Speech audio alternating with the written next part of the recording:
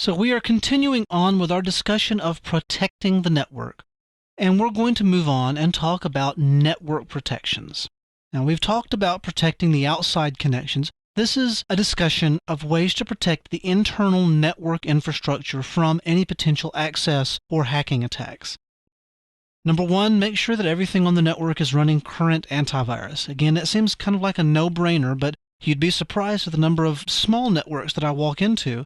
And I'll log into a server, maybe their main file server, and hey, where's the antivirus? Oh yeah, we just never installed it on there. It slows the main file server down. It's like, I just want to take you and smack you around a little bit, because this is where everyone's putting their files. If someone puts a virus-infected file on your main file server, then everything on that server is potentially suspect.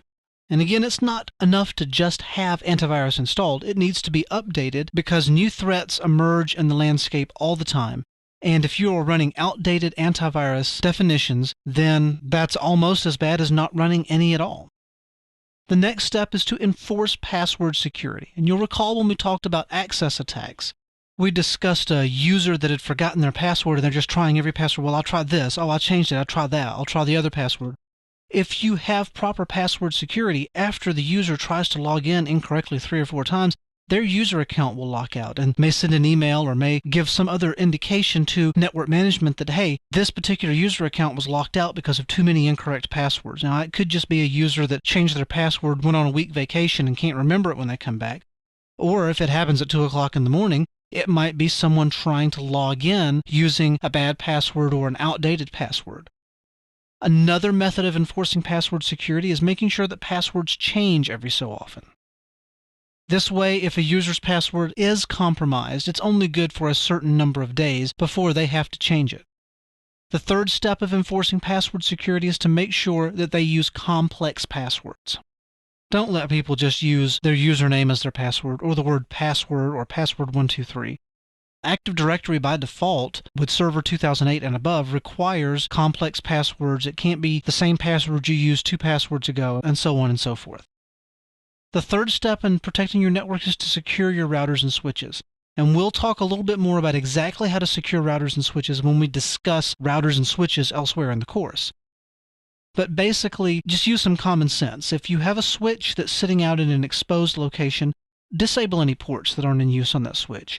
If you have a router that is accessible to really anyone, secure that router. Use SSH. Make sure it has a good enable password. Make sure that it is running some type of network security on the device so people can't use your routers and your switches as part of a reconnaissance attack.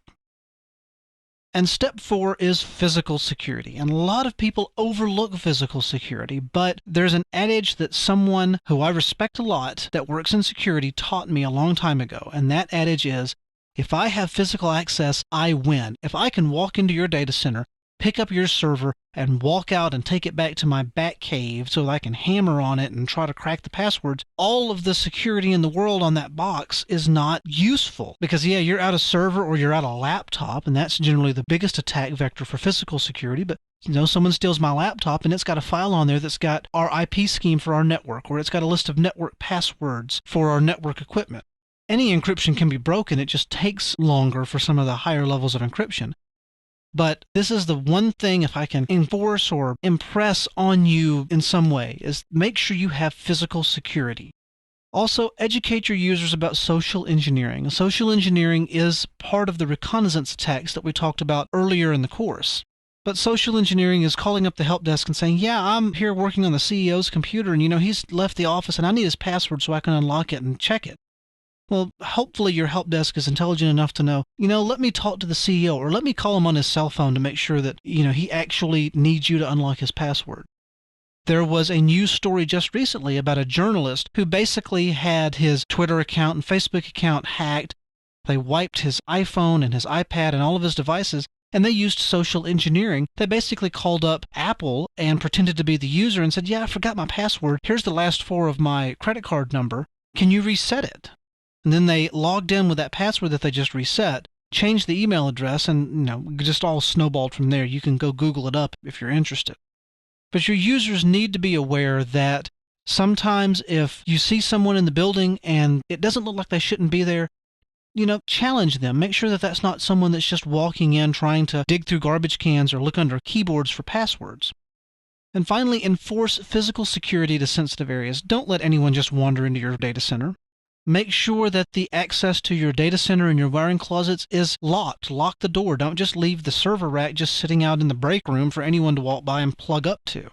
And again, to experienced network engineers, a lot of this is old hat. But to people that are just starting out, some people may not even think about physical security. Well, what good does it do them if they go take this router? Well, now if they can crack the password on that router, now they have your configuration, which may have WAN configuration information. You may have SNMP community strings. You may have local passwords on that router or that switch that they can then use as part of a reconnaissance or access attack against your network to try to gain more access than they should. And since they're the attacker, the access they should have is zero. So that concludes our discussion of protecting the network.